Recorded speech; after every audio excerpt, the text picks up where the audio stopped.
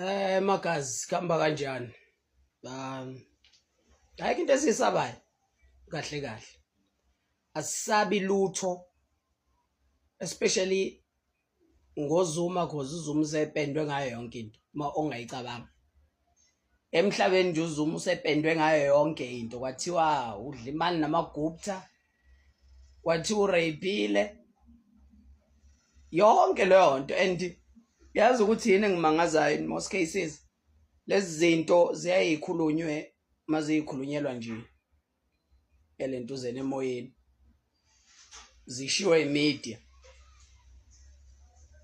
but mase kufika ecourt kufike kuhambe ngenye indlela uyabo.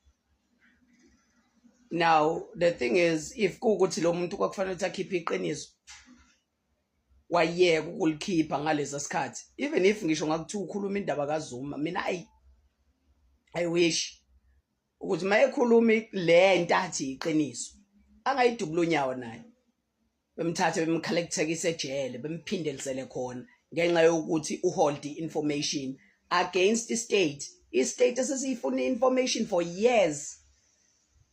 Wayeyekeleni ukuyikhuluma ngalesikhathi sesecourt sifuna ukuzokhuluma amaqiniso manje. Ngoba phela ecourt you are given isikhathi zokuthi ukhulume ukuthi usho lokho kufanele ukuthi ukuveza. Asisabi siyakwazi thina siyakwazi yabo njengamanje sekupolitical because akusekho ecourt uyabo. Ukukhuluma kwi-interview you are not under oath ungasho noma yini. Why kungayikusho ngani lokho ngalesikhathi sayi under oath uyabo. There's a lot of questions anga raiseka lapho. So there you go. Asabi. It's just that the only thing in media, especially ENCA, we know ukuthi agenda yabithini. And umuntu okhuluma engekho under oath can say anything. And there's quite a lot futhi ongabasho abake bakwazi ukuthi baqambe amanga under oath abangakazi beboshwe because babekhuluma in favor of istate ngalesikhathi kuthiwa khona nento ekuthiwa state capture.